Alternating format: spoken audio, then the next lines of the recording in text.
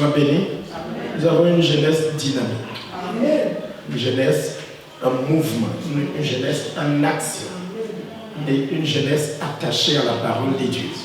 Que le Seigneur vous bénisse, qu'il vous fortifie. Que le Seigneur soit avec vous. Amen. Amen. Nous ne disons pas que vous allez nous remplacer. Nous servons Dieu avec vous. Et puis, vous n'avez pas besoin de nous remplacer parce que la place est déjà là pour vous.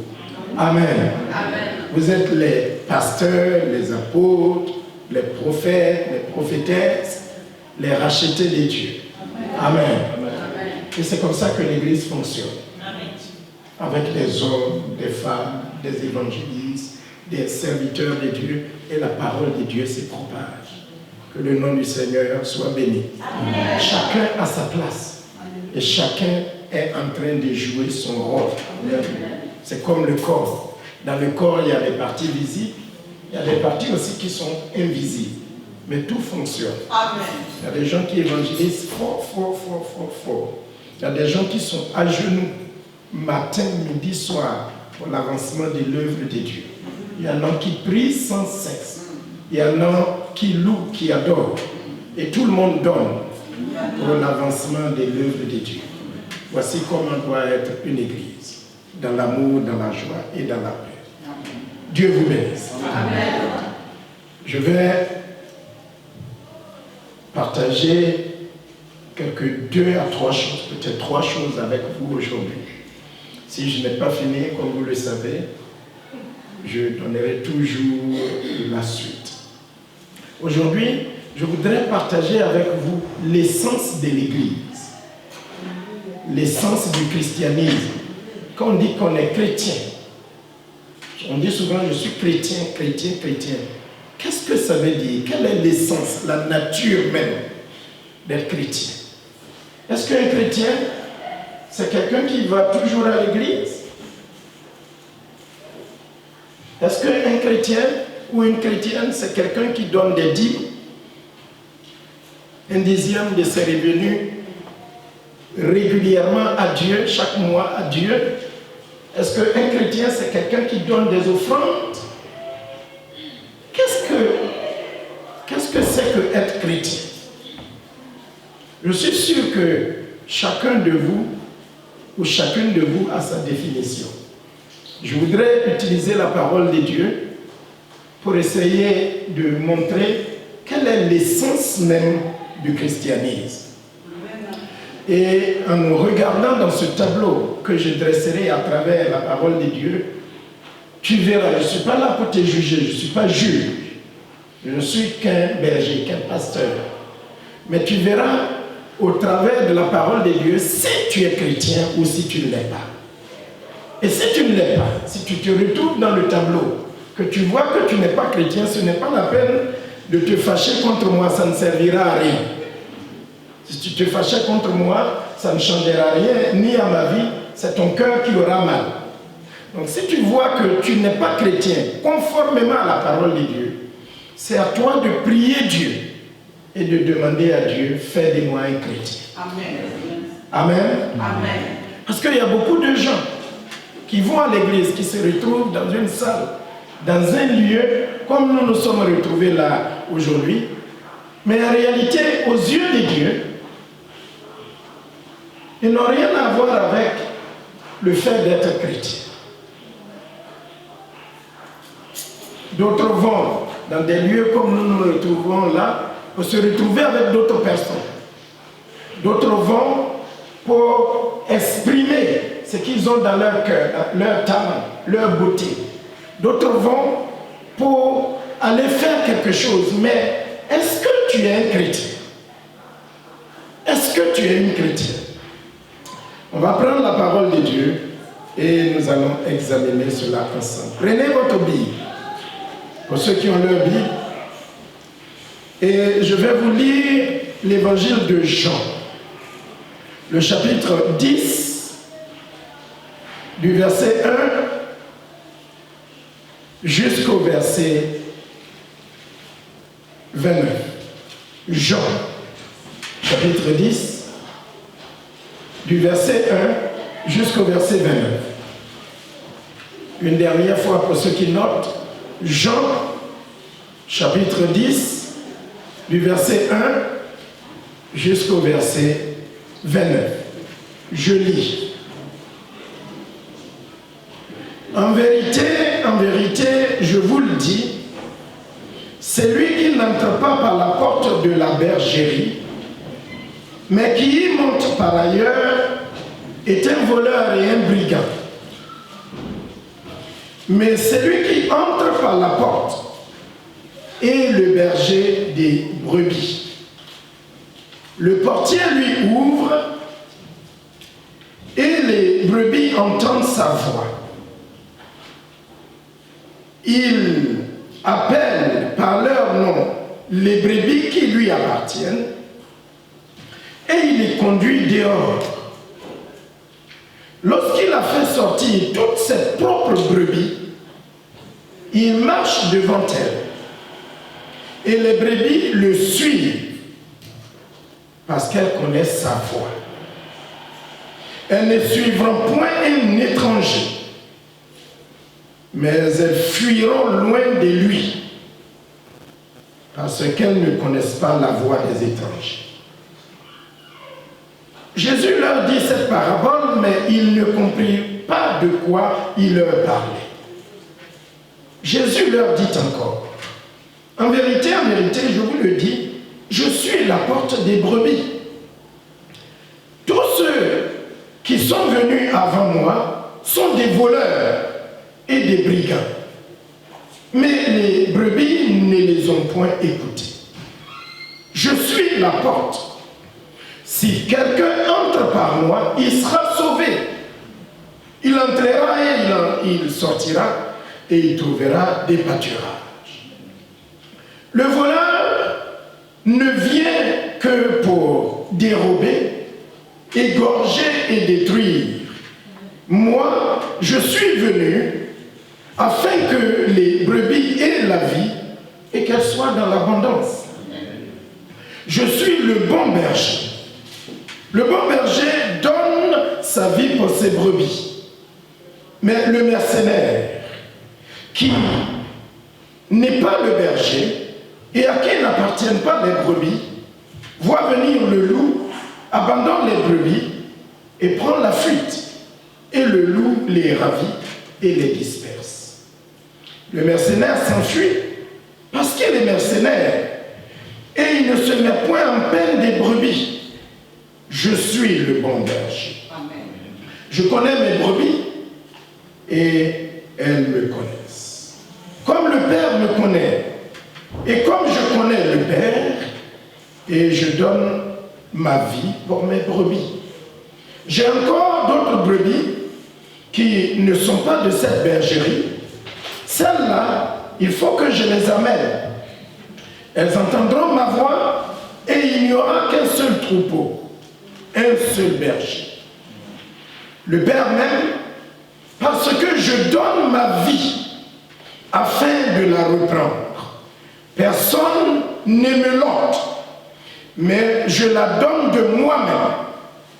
J'ai le pouvoir de la donner et j'ai le pouvoir de la reprendre. Tel est l'ordre que j'ai reçu de mon Père. Il y eut de nouveau, à cause de ces paroles, division parmi les Juifs. Plusieurs d'entre eux disaient, il a un démon, il est fou. Pourquoi l'écoutez-vous? D'autres disaient, ce ne sont pas les paroles d'un démoniaque. Un démon peut-il ouvrir les yeux des aveugles? On célébrait à Jérusalem la fête de la dédicace. C'était l'hiver. Et Jésus se promenait dans le temple sous le portique de Salomon. Les Juifs l'entourèrent et lui dirent, « Jusqu'à quand tiendras-tu notre esprit en suspens? Si tu es le Christ, dis-le-nous franchement. » Jésus leur répondit, « Je vous l'ai dit, et vous ne croyez pas. Les œuvres que je fais au nom de mon Père rendent témoignage de moi. Mais vous ne croyez pas, parce que vous n'êtes pas de mes brebis. Mes brebis entendent ma voix. Je les connais et elles me suivent. Je leur donne la vie éternelle et elles ne périront jamais. Et personne ne les ravira de ma main. Mon Père qui me les a donnés est plus grand que tous et personne ne peut les ravir de la main de mon Père, et que l'Église entière dise Amen. Amen. Aujourd'hui, nous allons commencer à voir ensemble l'essence du christianisme. Si le temps permet, nous allons avoir 3 points. Et comme je l'ai dit, toi et moi, nous allons nous retrouver dans le tableau. Ne te fâche pas contre la personne qui est assise à côté de toi. Ou ne dis pas peut-être à ta femme ou à ton mari qui n'est pas venu, ah, ce message était pour toi, mais tu n'as pas pu le dire. Si tu te retrouves dans le tableau, ne t'énerve pas, c'est Dieu qui s'adresse à toi. Amen. Es-tu chrétien ou ne l'es-tu pas? Les 3 choses que nous allons voir, la première, c'est,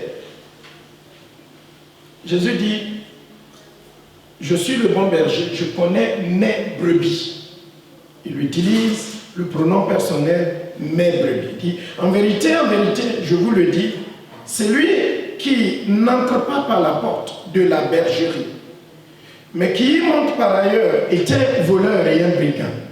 Mais celui qui entre par la porte est le berger des brebis. Le berger des brebis. Et il ajoute au verset 3, le portier lui ouvre. Et les brebis entendent sa voix. Il les appelle par leur nom. Et les brebis qui lui appartiennent, et il les conduit dehors. Je vais vous poser cette première question. Ce matin, est-ce que vous êtes sûr que vous êtes une des brebis du berger Jésus-Christ? Ne réponds pas. Réponds dans ton cœur et essaye de voir si tu es une des brebis. Parce que quelqu'un peut se retrouver dans une salle, comme vous l'êtes là, comme nous le sommes là, et ne pas être une des brebis du grand berger Jésus-Christ. Est-ce que si je te pose cette question, ça résonne vraiment au fond de ton esprit? Est-ce que tu es une des brebis de Jésus-Christ? Est-ce que tu appartiens à Jésus? Est-ce que tu fais partie de son troupeau? Ou tu viens juste dans une salle, tu sors et tu t'en vas. Mais tu n'as aucun lien, aucune relation avec Jésus-Christ. Donner de l'argent dans une église pour l'œuvre de Dieu, c'est quelque chose de merveilleux, d'extraordinaire. Parce que l'œuvre de Dieu a besoin de finances. Cette salle, nous la payons extrêmement cher. Sans argent, nous nous retrouverons dehors. Le propriétaire ne nous fera pas cadeau.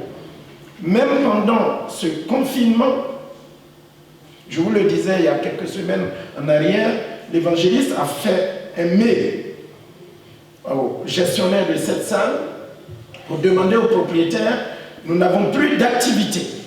Comme toutes les sociétés en France, est-ce que tu peux faire quelque chose? Parce que c'est quand nous nous assemblons et les gens qui ont un bon cœur pour l'œuvre de Dieu donnent pour la maison de Dieu. Mais ça fait 2 mois, ça m'a fait 3 mois, nous n'avons plus d'activité, il n'y a plus de ressources. Le propriétaire a dit niet. Niet. Donc nous avons besoin d'argent. Donner de l'argent pour l'œuvre de Dieu, c'est le devoir d'un vrai chrétien. Mais ce n'est pas l'essentiel. Parce que vous ne pourriez pas donner de vos ressources si vous n'appartenez pas à Jésus. Si vous n'êtes pas pour lui, lui donner de votre temps, de votre argent, de votre louange, de votre adoration deviendra extrêmement compliqué. C'est quelqu'un à qui vous appartenez, que vous aimez. Vous savez ce qu'il a fait pour vous, que vous soyez confiné ou pas confiné. Où que vous vous trouviez, vous n'avez pas besoin qu'on vous prie ou qu'on vous supplie pour l'aimer et exprimer votre amour envers lui. Amen. Amen. Donc, donner de l'argent pour l'œuvre de Dieu, c'est merveilleux. Mais encore, faut-il savoir si vous êtes une des brebis. Jésus dit, je suis le bon berger. Et le bon berger connaît ses brebis. Il connaît ses brebis. Et ses brebis aussi le connaissent. Ce mot connaître là, ça me donne la première chose pour que quelqu'un se dise chrétien ou chrétien. C'est d'avoir une relation. Frères et sœurs, la vie chrétienne, ce n'est pas une association, ce n'est pas un club. Ce n'est pas se retrouver seulement, chanter, donner, danser, célébrer Dieu, ça fait partie. Mais quand on dit un chrétien ou une chrétienne, c'est quelqu'un qui a relation, qui a une relation avec Dieu. Amen. La vie chrétienne se résume globalement par une affaire de relation. Et ce midi, je veux de tout mon cœur te poser cette question à laquelle l'Esprit de Dieu veut que tu répondes. Est-ce que tu es en relation avec Dieu? Est-ce que tu as une relation avec Dieu? Est-ce que tu es en relation avec lui? Est-ce que tu es une des brebis de Jésus-Christ? Si tu n'es pas une des brebis, à la fin de mon enseignement, tu peux dire oui, je veux devenir une des brebis. Je veux appartenir au berger Jésus-Christ. Aujourd'hui, tu peux le faire et je te montrerai comment faire pour devenir une des brebis de Jésus-Christ. La vie chrétienne, ce n'est pas un club, ce n'est pas une association, mais c'est une affaire de relation. Amen. Et une relation intime, une relation profonde, une relation qui grandit jusqu'à ce que Jésus peut dire, voici une de mes brebis. Que cette brebis m'appartient. Et que la brebis aussi puisse dire, sans embâche, sans hésitation, sans peur, sans crainte, que ce berger est mon berger. Amen. Le roi David a dit dans un des psaumes que nous récitons souvent, l'Éternel est mon berger. Il y a toujours ce pronom personnel. Jésus dit, je connais mes brebis. Et mes brebis me connaissent. Le roi David dit, l'Éternel est mon... Il n'a pas dit l'Éternel est le berger. C'est vague. Il n'y a pas de relation. C'est neutre. Mais il dit l'Éternel Dieu, le créateur du ciel et de la terre, je suis une de ses brebis. Amen. Et l'Éternel est mon berger. Et on connaît la suite. Il dit, je ne manquerai de rien. On le verra, si je peux terminer ce sermon, que le berger pourvoit. Le berger s'occupe, comme notre jeune frère est venu nous enseigner, un bon parent. Le berger s'occupe de ses brebis. Alors je te repose la question, est-ce que tu es une des brebis du Seigneur? Est-ce que tu lui appartiens? Laissez-moi vous expliquer le contexte, parce que quand on parle de berger, de brebis, de troupeaux, d'enclos, nous qui sommes nés en ville, qui avons grandi en ville et qui vivons en ville, ça ne nous dit pas quelque chose. Parce qu'on n'est pas trop proche des animaux.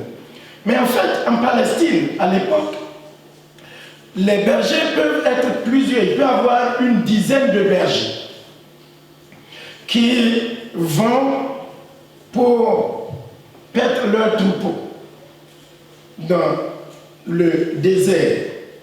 Ils trouvent les endroits où il y a des lacs pour faire brouter leur troupeau pendant des semaines, voire même des mois. Et il arrivait que quand le soir arrive, une dizaine de bergers, il y avait toujours un enclos. Il y avait toujours un même enclos. L'enclos était fait de pierre. Et cette dizaine de bergers, un berger peut avoir 100, l'autre peut avoir 200, l'autre peut avoir 300. Les dizaines de bergers, ils se retrouvaient le soir et ils venaient mettre leurs brebis, toutes leurs brebis, dans le même enclos. Vous me suivez? Amen. Mettaient toutes leurs brebis dans le même enclos. Et un des bergers sur la dizaine devenait le portier, le gardien.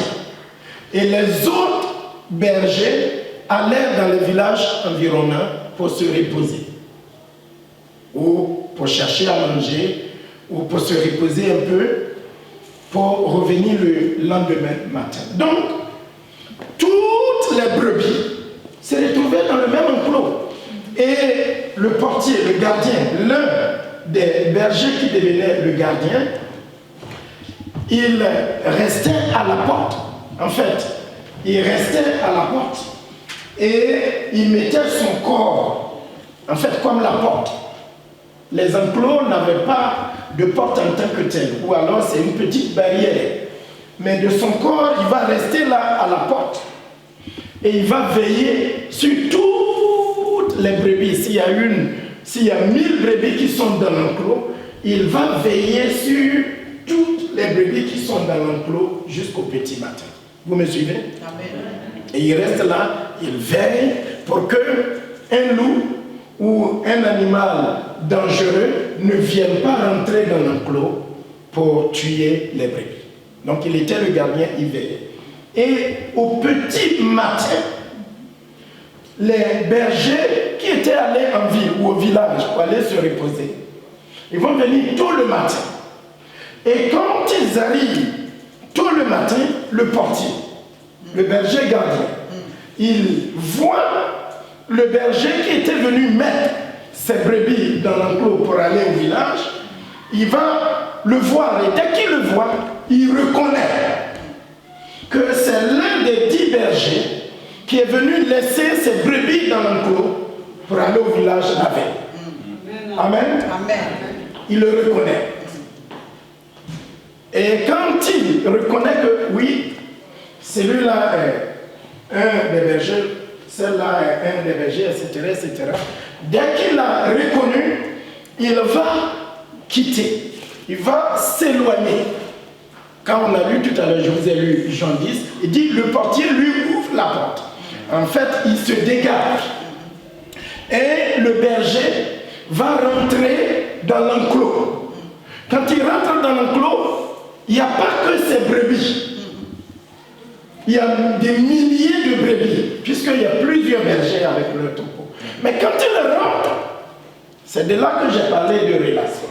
Quand il rentre dans l'enclos, il y a plusieurs moutons, plusieurs brebis qui sont mélangés.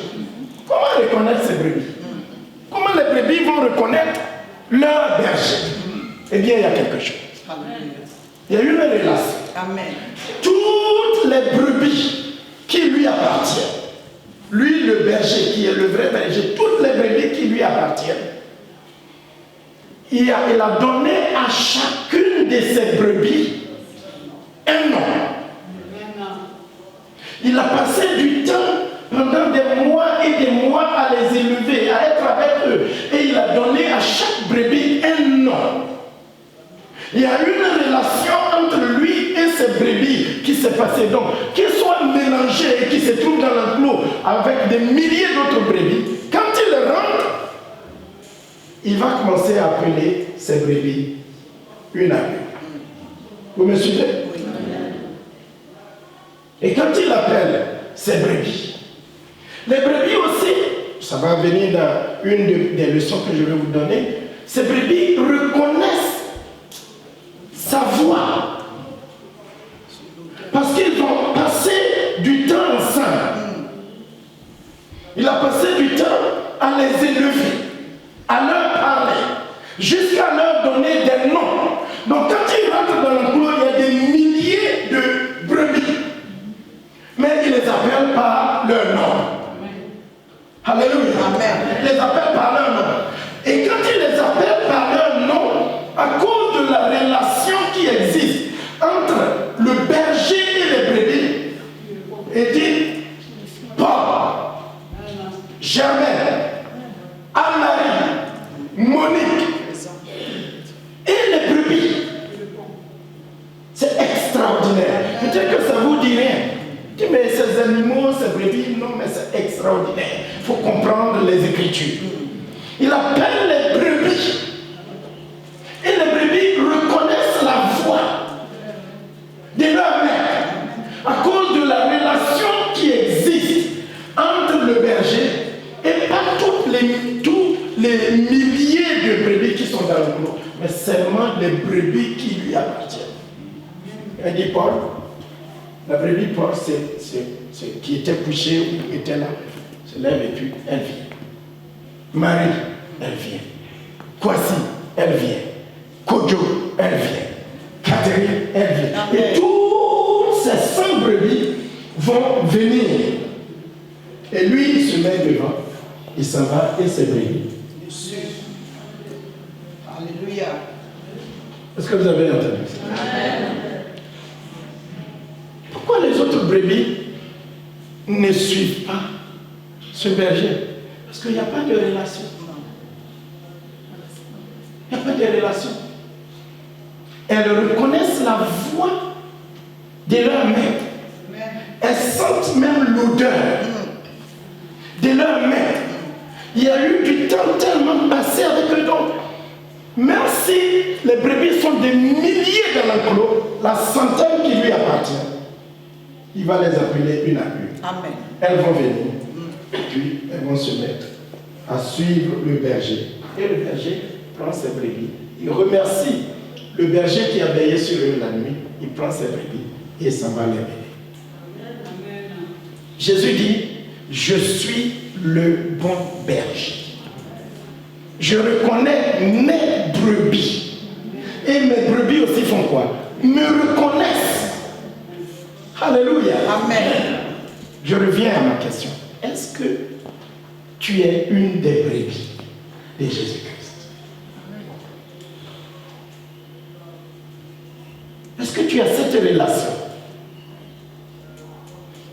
qui est tellement intime, tellement profonde avec lui, de sorte que même au milieu d'un grand enclos avec d'autres brebis, tu es cette brebis à qui le maître a donné un nom, et tu es la brebis qui entend la voix de ton berger.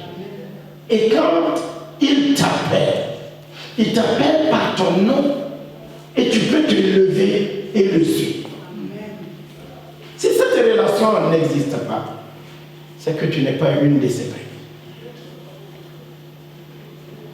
Il y a des gens qui disent, je n'entends pas la voix de Dieu, je n'entends pas Dieu parler.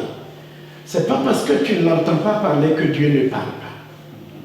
Dieu parle toujours, il parle tout le temps.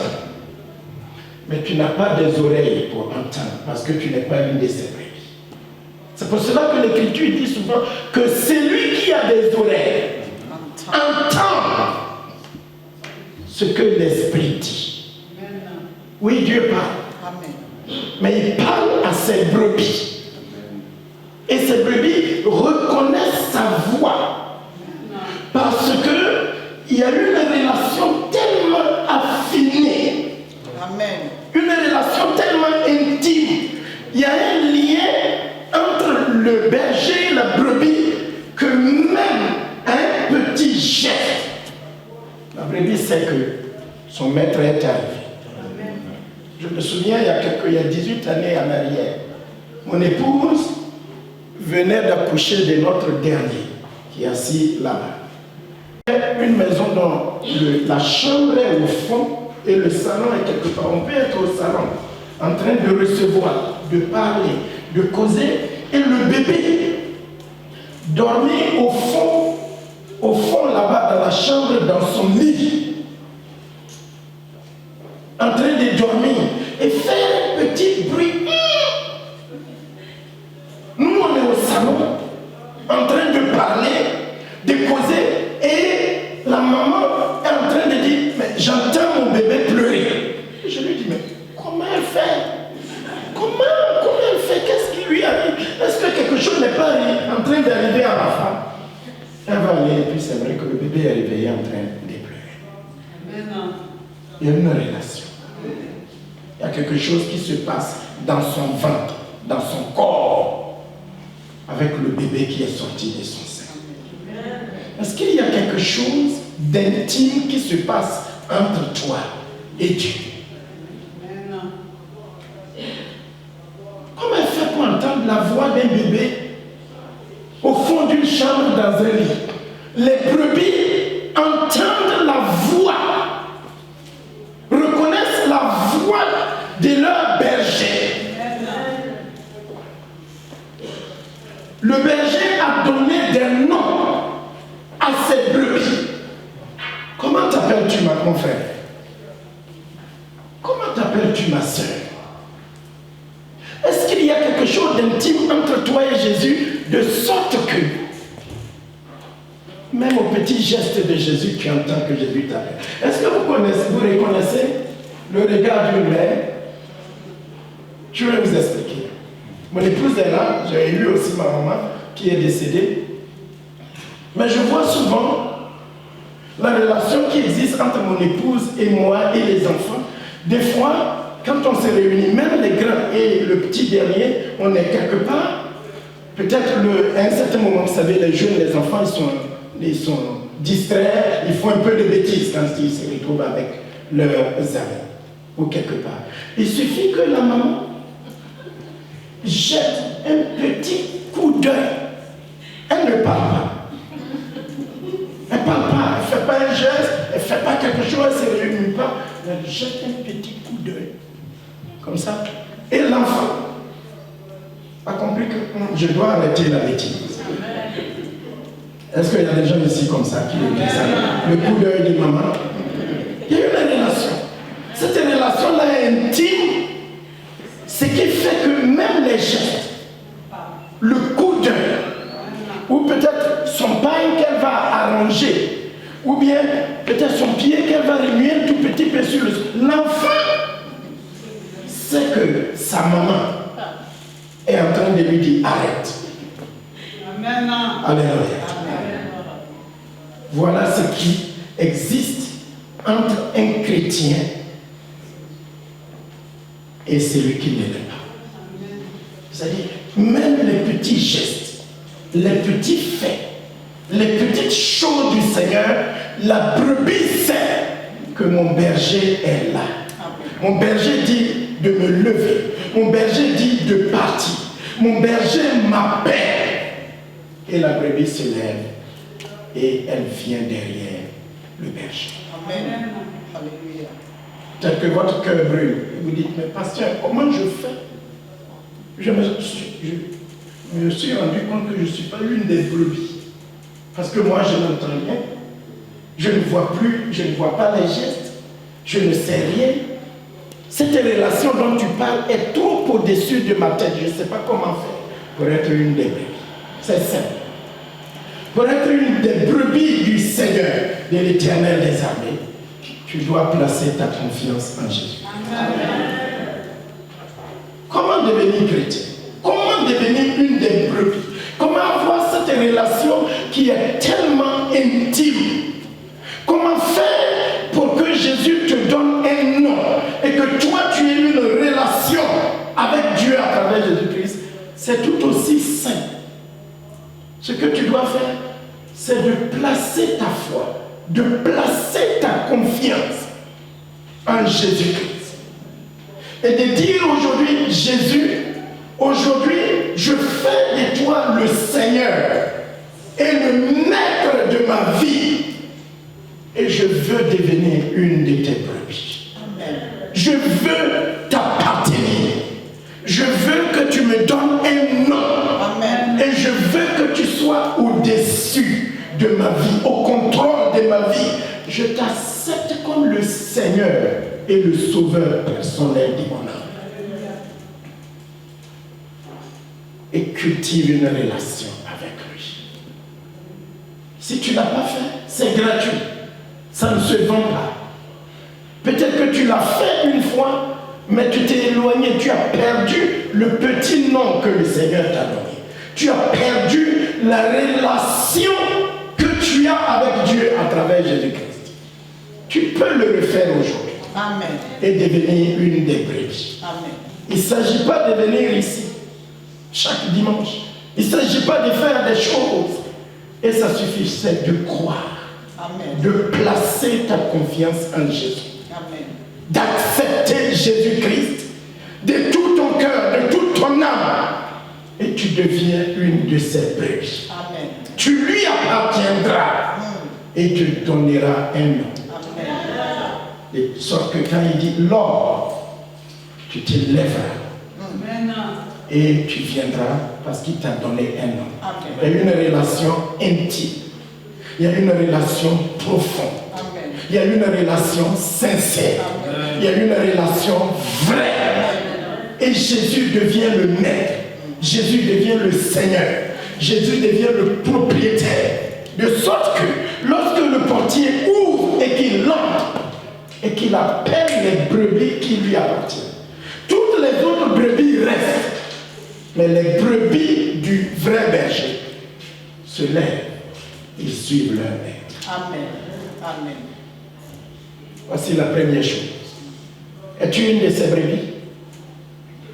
Ou bien tu es dans l'enclos seulement comme ça, faisant ce que tu veux? Est-ce que tu entends sa voix? Est-ce que tu reconnais sa voix? Parce que, frères et sœurs, il y a beaucoup de voix dans le monde. Il y a beaucoup de voix qui parlent, qui nous appellent, qui nous interpellent. La voix du monde, la voix du péché, la voix du diable.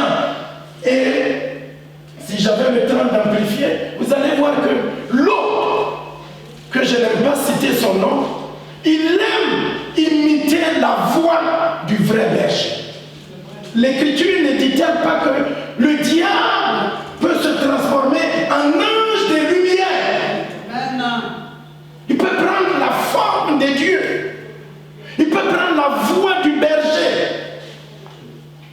Mais ce qui est extraordinaire, un pasteur a enseigné un jour et disait qu'elle avait un frère qui avait la même voix que son père. Et le père était un homme d'affaires, il voyageait beaucoup, donc il avait beaucoup de Mars. Vous voyez, quand vous prenez souvent l'avion, vous avez des bonus et des Mars qui peuvent se transformer en des avantages. Donc les agences, soit Air France, ils peuvent vous donner un billet gratuit, ou bien des fois quand vous prenez l'avion, ils vous font monter en grade. Vous pouvez aller en première classe si vous avez beaucoup de Mars. Donc souvent, ils prenaient la voix du père pour prendre les avantages pour voyager. Des fois, ils se retrouvaient en première classe. On appelle, on dit Johnson, il dit oui, c'est moi, oui, vous avez du bonus, vous avez ceci. Il prend la voix du père pour avoir des avantages. Et elle disait, cette servante de Dieu, elle disait que mon frère pouvait tromper les autres. Mais il ne pouvait jamais me tromper. Parce que je distingue la voix du père et sa voix. Même si ça se ressemble, même si c'est à peu près la même voix, seul l'étranger peut être trompé. Mais moi, né du même sang, né dans la même famille, ayant vécu ensemble, mon frère ne pouvait jamais me tromper.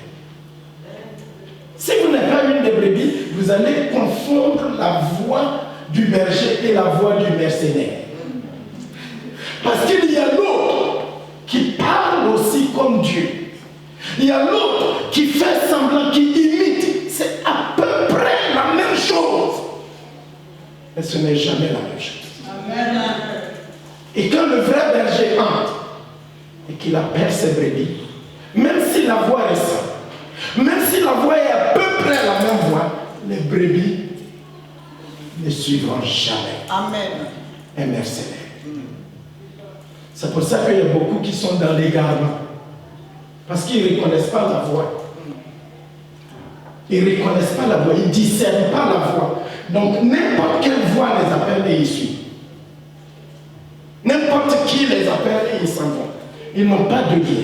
Aujourd'hui, Dieu t'appelle à avoir une relation qui est tellement intime que tu ne confondras pas sa voix avec la voix de quelqu'un d'autre. Amen. Il t'appellera par ton nom. Et tu répondras. Et tu ne suivras pas un autre berger. Es-tu chrétien ou ne l'es-tu pas? Tu peux le devenir aujourd'hui. Amen. En donnant ton cœur, ton âme, toute ta vie à Jésus-Christ, pour que Jésus devienne le Seigneur. Et que tu aies cette relation intime et profonde qui te qualifie pour que tu sois une de ses brebis. Sinon, tu vas te balader dans une communauté jusqu'à ce que tu te retrouves sans que tu appartiennes au grand et au bon berger Jésus-Christ. Je vais aller à la deuxième chose, à cause du temps. Quand on est une de ces brebis, il y a des bénéfices.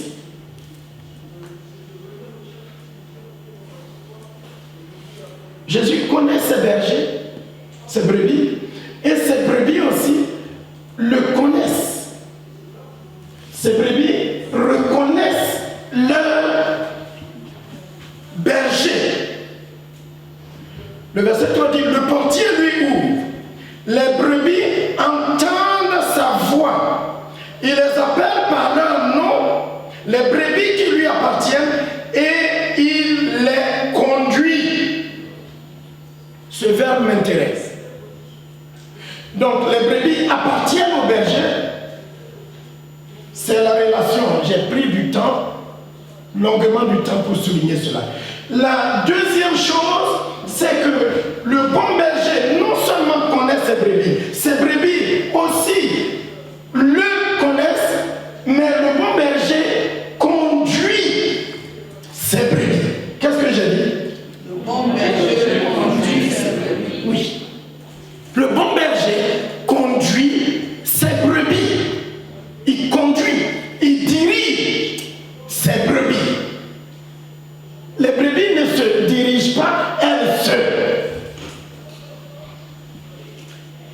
Tu n'es pas chrétien, tu n'es pas chrétien si tu conduis tout seul ta vie. Et tu n'appartiens à aucun berger. Les brebis sont conduites par le berger. Il y a une relation entre le berger et ses brebis. Il les appelle par leur nom. Et comme je l'ai dit, cette centaine de brebis quittent l'enclos. Elles viennent auprès de leur berger. Et le berger se met devant. Et quand il s'en va, toutes ces brebis, oui, et il les conduit.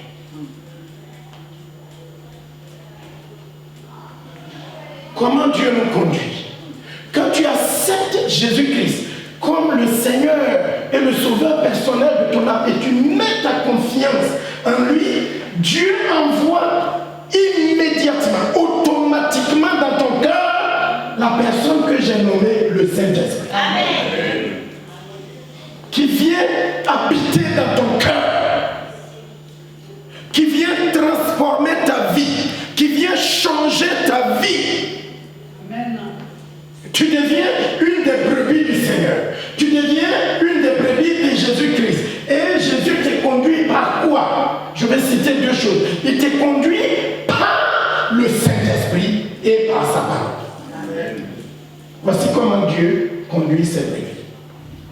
Mais ceux et celles qui ne sont pas des brebis du Seigneur, ils n'ont pas l'esprit. Il n'y a pas ce lien. Il n'y a pas cette chose font qu'ils sont attachés à leur maître, attachés à Jésus. c'est le Saint-Esprit qui crée en nous cette relation. À tous ceux qui l'ont reçu, à tous ceux qui croient en son nom, Jean chapitre 1, il leur a donné le pouvoir de devenir enfants de Dieu. Et l'Esprit Saint nous donne cette naissance. Nous pouvons crier Abba Père par le Saint-Esprit. C'est le Saint-Esprit qui régénère notre esprit. Amen. Et qui nous fait entendre la voix. Amen. L'Esprit nous parle. L'Esprit réside en nous. L'Esprit habite en nous. L'Esprit Saint nous transforme. Amen. Ça fait un lien tellement profond. Oh, quelle joie qui m'anime. Et ça me donne des émotions. Des larmes ont envie de couler de mes yeux. Que moi et rien du tout, l'Esprit de Dieu peut venir habiter en moi. Et faire de moi un enfant de Dieu. Faire de moi une brebis. Le berger et ses brebis ont le même esprit. Et je rends grâce à Dieu que Jésus n'est pas un conducteur de cabri, ni de chèvre. Mais il est le conducteur des brebis, Amen. Des moutons. Ça parle de douceur. Quand l'Esprit de Dieu vient en toi et qu'il te régénère, quel que soit d'où tu viens, quelle que soit ton origine, quelle que soit ta naissance, quel que soit d'où tu viens et tu es passé, l'Esprit te transforme. Amen. Il te brise. Amen. Il te rend doux.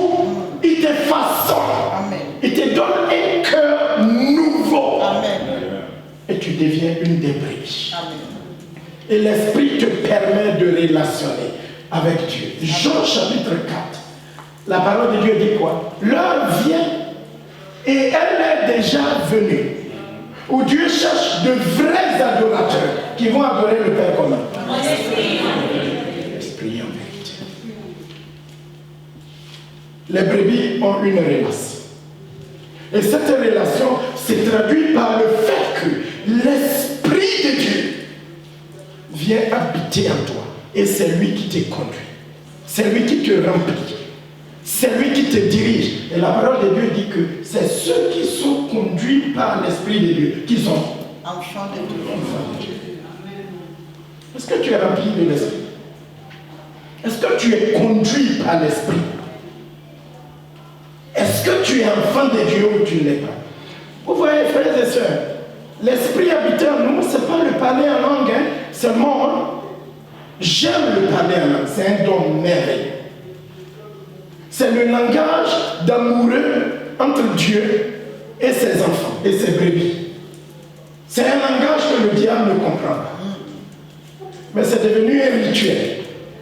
Vous savez, quand vous n'avez pas de relation, ça devient seulement un rituel, du vide. Il y a des gens qui peuvent parler en langue du matin jusqu'au soir, mais c'est nul. C'est devenu un rituel. Comme les Israélites qui allaient sacrifier des animaux à Dieu, en fait, leur vie n'était pas en concordance avec Dieu. 1 Corinthiens chapitre 13 dit quoi? Si je parle toutes les langues, des anges et des hommes, si je n'ai pas l'amour, je suis un tombeau vide. Je ne sers à rien. Dieu soit loué que personne ne peut m'impressionner avec son parler à langue. Je n'ai pas dit que vous ne devez pas parler à langue. Vous devez parler parce que c'est le langage des amis. Quand l'Esprit vous remplit, vous vous exprimez dans la nouvelle langue. Mais le fruit doit être là. Amen. Le berger conduit. Il les appelle par leur nom et puis il suit. Il dit, lève-toi, allons évangéliser, les brebis suivent. Lève-toi, donnons, les brebis suivent. Lève-toi, allons intercéder, les brebis suivent. Mais tu suis qui? Ou tu te suis toi-même? Tu es un électron libre. Et tu te dis chrétien. J'ai peur que non. Qui te conduit? Qui te conduit? Ta chair? Ta pensée? Tes désirs? Tes plans? Tes projets?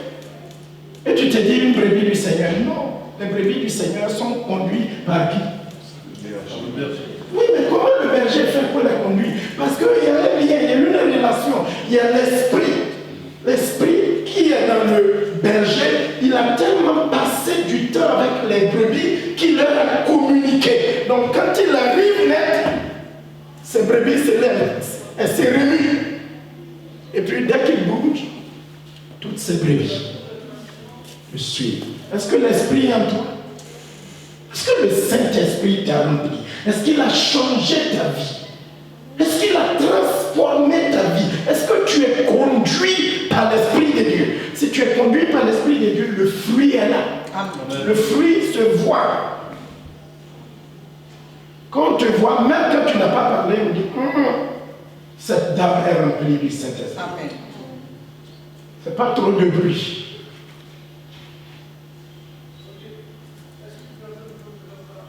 Donc, Dieu nous conduit par l'Esprit. Mais il nous conduit aussi par la parole. Parce que la parole et l'Esprit, je l'ai enseigné ici, forment un. L'Esprit corrobore avec la parole. La parole écrite et la parole qui sera dite par l'Esprit. Les deux font quoi? Corroborent. Et c'est avec ça que Dieu conduit ses enfants. Je vous l'ai dit ici. Si quelqu'un vient donner une prophétie, soit disant que Dieu l'a inspirée, et que cette prophétie ne corrobore pas avec la parole, c'est nul. C'est faux. Ça ne vient pas de Dieu. Ce n'est pas la voix de Dieu. Ce n'est pas Dieu qui parle. Même si la terre se fend en deux, ça ne m'impressionne pas. Parce que Dieu ne dira rien qui soit contraire à la parole écrite. Vous me suivez? Vous êtes en train d'apprendre quelque chose? Donc Dieu nous conduit par l'esprit et par la parole. Et quand la parole est enseignée, reçue, pratiquée, elle devient vivante dans notre vie. Et c'est avec cela que Dieu nous éclaire. Le psalmiste dit que ta parole est une lampe, une lumière sur les sentiers. Dieu nous conduit. Quand on a cette relation-là, l'esprit, et je suis heureux, et c'est ma prière que l'esprit de Dieu vous habite. Amen. Abondant, que le Saint-Esprit vous bâtisse, vous remplisse et vous conduise. Et que votre vie soit conforme à la parole de Dieu. Vous discernez la voix du berger et la voix de l'ennemi et suivez. Est-ce que vous suivez le Seigneur? Est-ce que vous marchez dans ses voies? Est-ce que l'Esprit vous parle? Est-ce que votre vie est en concordance avec la parole de Dieu? Est-ce que vos actes dites que l'arbre est bon et que son fruit est bon? Je vais finir sur la troisième chose parce que mon temps est presque épuisé. Donc, relation, c'est ça qui montre que tu es chrétien. La vie chrétienne est une vie de relations. Dieu veut relationner avec nous. Dieu veut relationner avec nous. Il veut être en intimité avec nous. Et je vois que dans une relation, quelque chose qui est très important, c'est la communication. Je ne vois pas de relation. Je ne peux pas dire que je suis en relation avec l'évangéliste Paul et on ne se parle jamais. Je n'ai jamais vu ça. Mais il y a des gens qui disent oui, on a une relation, mais ils ne parlent jamais. Moi, je n'ai jamais vu ça. Si vous en avez vu, essayez de m'aider, de m'enseigner. Mais moi, je n'ai jamais vu. Quelqu'un qui est en relation, une relation dans laquelle on ne s'exprime pas. On ne parle jamais à l'autre, c'est quelle relation? Je parle tout le temps avec ma femme. Elle me dit, mais tu ne m'as pas dit je t'aime aujourd'hui. Je dis, oh, je t'aime. On parle souvent. Elle va au travail, elle m'appelle. Je l'appelle. Je parle avec mes enfants. Je parle avec mes frères et sœurs. Je communique. Je parle avec mon évangéliste. C'est ça la relation. On entretient la relation. Mais tu es en relation avec moi et tu ne parles pas. Tu es en relation avec Dieu et tu ne parles pas à Dieu. Comment vous avez relation? Je parle à Dieu dans la prière. Je lui dis que je l'aime. Je lui dis que je l'adore. Je lui dis qu'il est grand. Je lui dis qu'il est tout pour moi. Et je parle avec mon frère, ma soeur. C'est ça la relation. Vous êtes d'accord avec moi? Amen. Je communique avec lui. Je lui exprime mes besoins. Je lui exprime mes sentiments. Je dis, Dieu, je t'aime. Je dis à ma soeur, je t'aime. Je dis une fois à une soeur, je t'ai dit, oui, c'est vrai. Je dis, oui, mais tu crois que quoi? Je t'aime. Je t'aime de l'amour du Seigneur. On était étonnés. Oh, alléluia. D'une relation, on communique. On parle. Je disais à une soeur vendredi, quand je te vois, je suis content. Elle dit, oui, c'est vrai. Je dis, mais oui, bien sûr. Tu crois que je mens ou je plaisante? Alléluia. Dans une relation, on communique. Donc, relation, il nous conduit par l'esprit et par la parole. Et la dernière chose. I'm walking hand in hand with Jesus. I trust in him to. Je marche la main dans la main avec Jésus. Il marche devant de moi pour m'indiquer la voie. Et si je le suis, je ne me perdrai jamais. Alléluia. Relation. Je connais mes brebis. Mes brebis me connaissent. Tu deviens une de ces brebis en mettant toute ta confiance en Jésus-Christ et en maintenant cette relation. Quand tu le fais, Dieu envoie son Esprit Saint et sa parole habiter en toi et te conduit par l'Esprit et par sa parole. La dernière chose que je vais vous laisser avant qu'on prie et qu'on parte d'ici, le verset 27 dit, mes brebis entendent ma voix. Je les connais. Et elles font quoi? Elles me suivent. Donc il y a mes brebis, je les conduis, c'est la deuxième chose que je vous ai laissée. Et la troisième, elles font quoi? Elles me suivent. Elles me suivent. Quand on entend sa voix, quand on est une de ces brebis, qu'on est conduit par lui, qu'est-ce qu'on fait? On s'élève et on fait quoi? On le suit.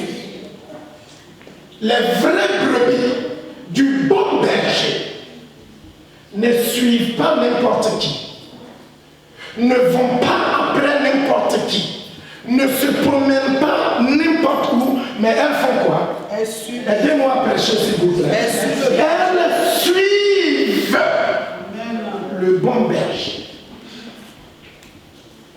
C'est là que je vais m'arrêter pour aujourd'hui. Qui suis-tu?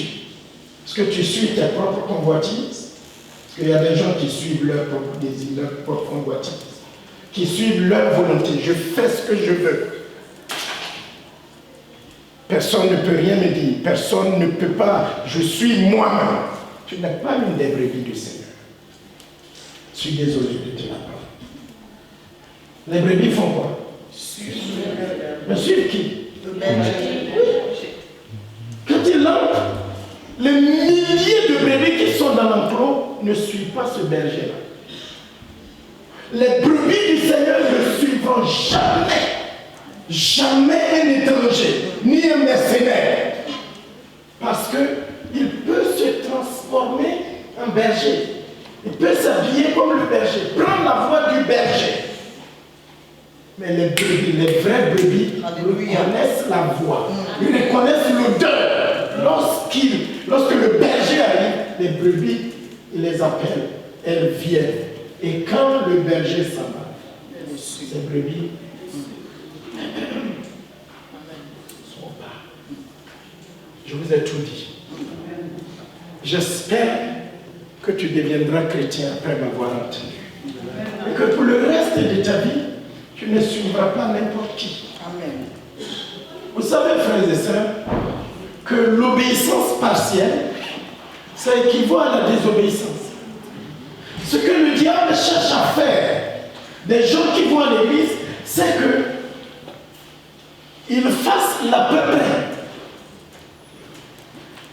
Aujourd'hui, ce que le diable fait maintenant, ce n'est même pas de pousser les gens à pécher, mais il fait en sorte que les chrétiens ne fassent pas toute la volonté de Dieu. Ils font l'à peu près.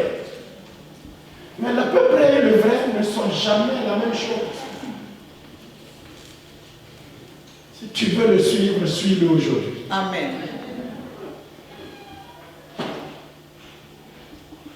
Et une relation avec lui, laisse-le te conduire et suis-le. Et quand on le suit, la route est longue. La route est difficile.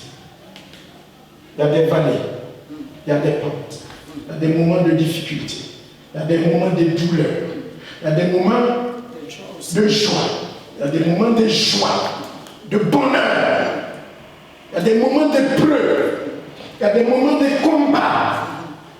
Mais quand vous suivez le bon berger, vous arrivez à destination. Amen. Il ne vous laissera jamais. Il ne vous abandonnera jamais. Amen. Tout le monde peut vous abandonner, mais lui, il sera là.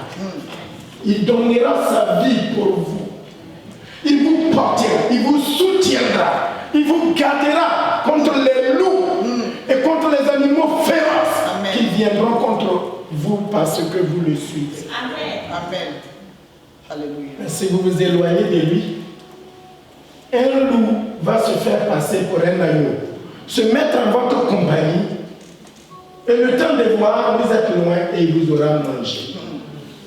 Mais quand vous le suivez, si vous chutez, il va vous relever. Amen. Si vous vous affaiblissez, il va vous caresser. Alléluia. Il va vous donner du sucre.